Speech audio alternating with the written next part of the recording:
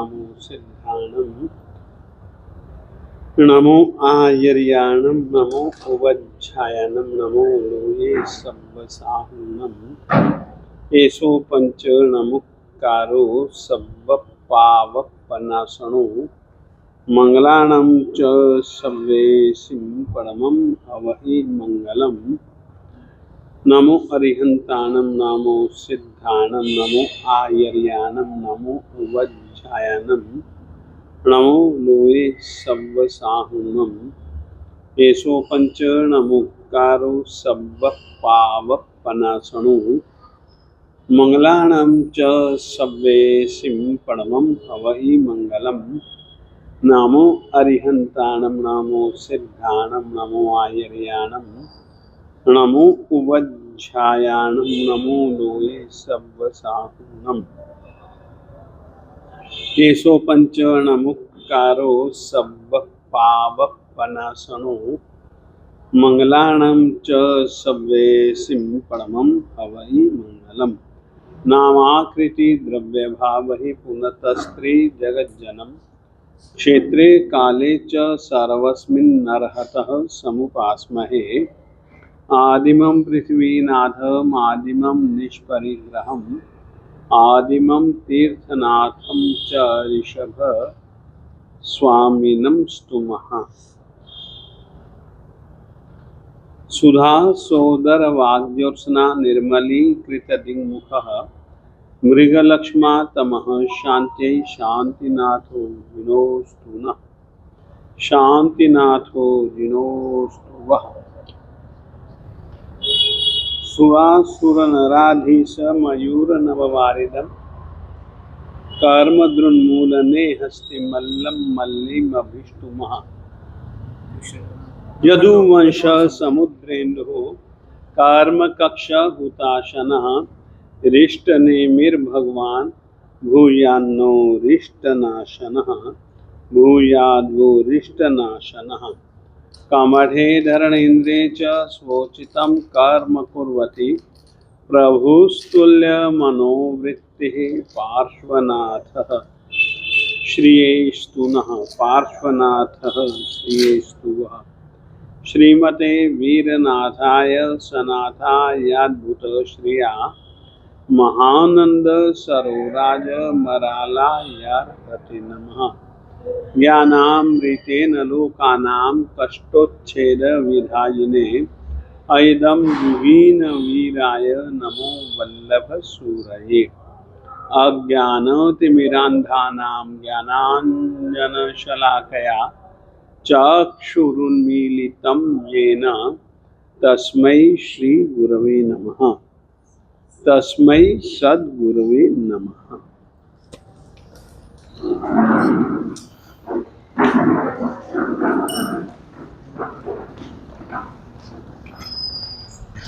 आज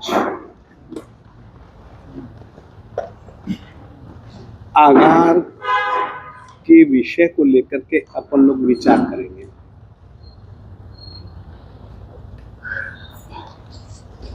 मैं इन आगारों के विषय में कुछ कहूं उससे पहले आप लोगों को कह देना चाहता हूं, जैन परंपरा में दो प्रकार की व्यवस्था है। एक व्यवस्था को हम उत्सर्ग कहते हैं। क्या कहते हैं? उत्सर्ग।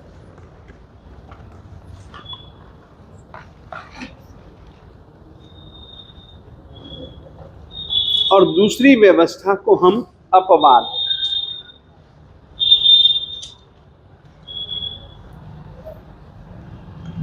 अपवाद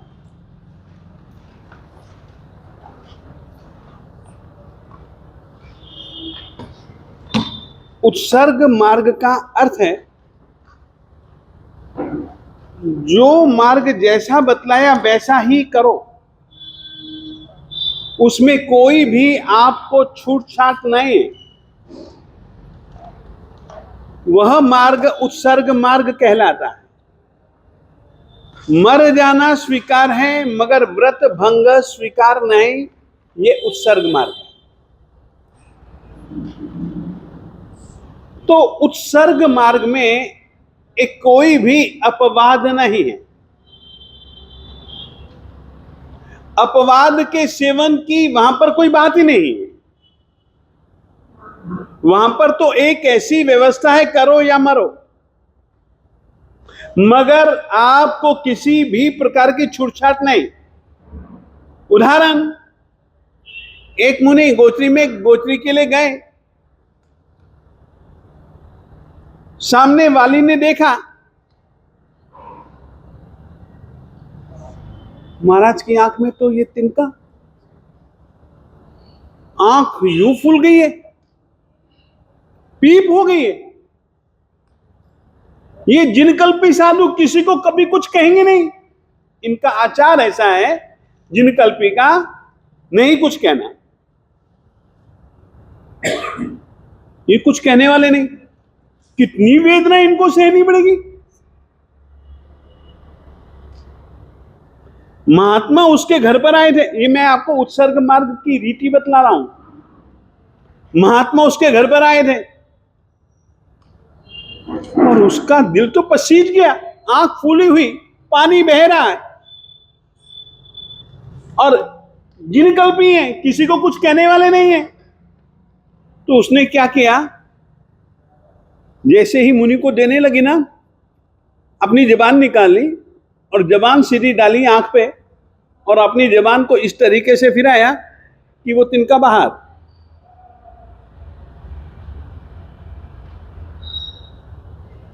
परंतु मैं यह कहना चाहता हूं कि आप ये सोचिएगा, यह भी एक प्रकार का साधु धर्म है। उपसर्ग सहना है, उपसर्गों को मोल लेना, यानी कि परिशह, आए हुए स्वाभाविक रूप से उपसर्गों को नहीं, जानबूझ करके दिए जाने वाले उपसर्गों को सहना,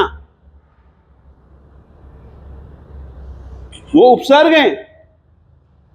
परिशह, मैं ऐसे निमित्त पैदा करूं जिसके कारण से मैं अपने नियम में दृढ़ हूं या नहीं, उसकी परीक्षा खुद आदमी जब परीक्षा लेता है तो परिशह।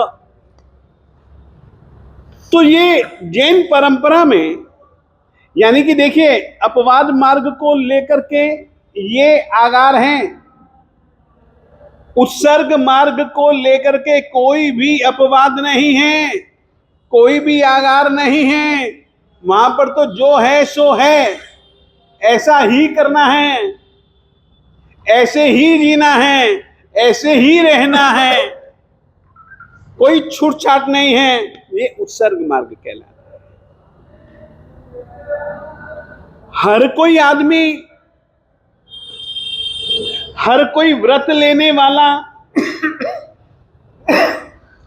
अपने व्रतों के प्रति, चाहे फिर वो साधु हो, चाहे साध्वी हो, चाहे श्रावक हो, चाहे श्राविका हो, हर कोई इतना दृढ़ रहे लिए हुए व्रतों के प्रति, वो जरा हर किसी के लिए मुश्किल है। कुछ विरली आत्माएं ऐसी होती हैं जो कि कार्यम असाधयामि देहम व पातयामि, कार्य को सिद्ध करेंगे या फिर देह को छोड़ देंगे। वे लोग तो उत्सर्ग मार्ग पर ही चलना पसंद करते हैं, परंतु हर किसी के पास उतना मनोबल नहीं, उतनी आत्मिक शक्ति नहीं, उतना देह बल नहीं। तो परमात्मा ने उनके लिए भी एक मार्ग बतलाया और वह मार्ग कहलाता है अपवाद मार्ग। अपवाद यानी कि कुछ छूटछाट, छूटछाट।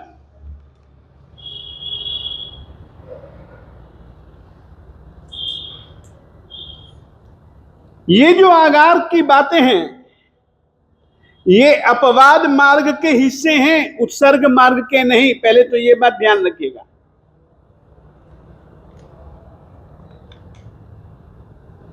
दूसरी बात, क्योंकि आप लोगों को लगेगा ये तो व्रत लेने बिल्कुल सरल है, शैथिल्य का पोषण नहीं है आगारों का पालन करते हुए। आदर्श तो आप लोगों को अपना यही रखना पड़ेगा कि नहीं, जैसे लिए वैसा ही करना है मुझको। परंतु कभी जीवन में कई बार कई कई कारणों से ऐसे संयोग मिलते हैं कि जिसके कारण से हमको व्रत भंग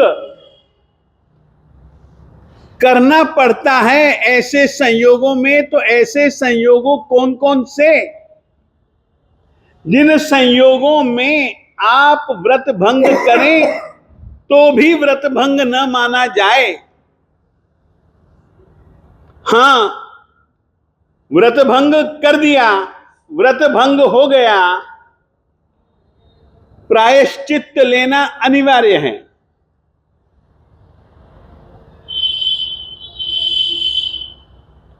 तो इस प्रकार से बेहद दृढ़ता से आप लोगों को व्रत लेने चाहिए और व्रतों के पालन के लिए तैयारी रखनी चाहिए।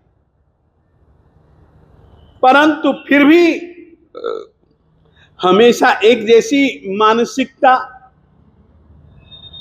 हमेशा एक जैसी उत्साह की स्थिति बनी नहीं रहती, तो फिर आदमी छूटछाट देखता है। जैसे कि कल्पना कीजिएगा, कल्पना कीजिएगा मैं दिल्ली से गाड़ी में बैठा और चला अपनी कार लेकर के, अंबाला तक तो मैं बड़ी शांति से आ गया, सीधी सड़क थी, आ गया। जैसे ही अंबाला से बढ़ा तो जगह जगह अवरोध, जगह जगह रुकावटें। यदि तुम उनकी बात न मानो तो तुम्हारी कार के ऊपर पत्थरबाजी, डंडाबाजी, दंगाई कोई कम नहीं है। तो फिर आदमी क्या करता है? आदमी को आना तो है ही, तो कोई गली, चाहे पास के चाहे दूर के रास्ते से वो कोई रास्ता बना लेता है कि जाना तो पड़ेगा भाई, लुधियाना जाना पड़ेगा और अंबाला पार करना ही पड़ेगा। और बस वहां से पार किया तो दंगाइयों का, पंजाब की सीमा चालू हुई तो दंगाई लोग चालू हो गए। आदमी फिर कोई दूसरा रास्ता निकालता है, गलियां निकालता है, वह चाहे छोटी हो चाहे दूर की हो, वैसे कोशिश करता है कि उससे भी छोटी कोई मिल जाए तो निकल जाए, शॉर्टकट। परंतु निकलने का उद्देश्य उसका क्या रहता है? सड़क को पकड़ लेता है तो फिर वो सड़क पर सीधा चलता है। केवल दंगेबाज जो लोग हैं, उन दंगाइयों के दंगेबाजी से बचने के लिए वो रास्ता निकालता है। आगार एक प्रकार से गली है, और इसी के लिए आगारों के लिए जो मूलभूत रूप से शब्द है वो है छिंडिका। छिंडिका, हाँ, मैं लिख करके बता देता हूं और लिखा हुआ आपको दे भी दूंगा।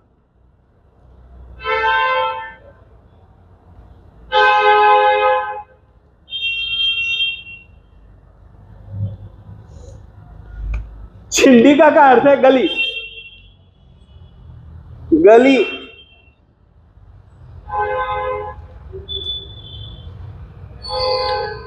गली हो गया। सामान्य भाषा में अपन लोग आगार कहते हैं। आगार किसके साथ संबंध रखते हैं? आगार किसके साथ संबंध रखते हैं? देखिएगा, 6 आवश्यक कर्तव्य हैं, 6 आवश्यक कृत्य हैं। इनमें से एक कृत्य है प्रत्याख्यान, पचक्खान। नवकारसी, पोरसी, 7 पोरसियां, मिलेकासना, व्यासना, उपवास, पानहार, अठम, छठ इत्यादि जितने भी पचक्खान सब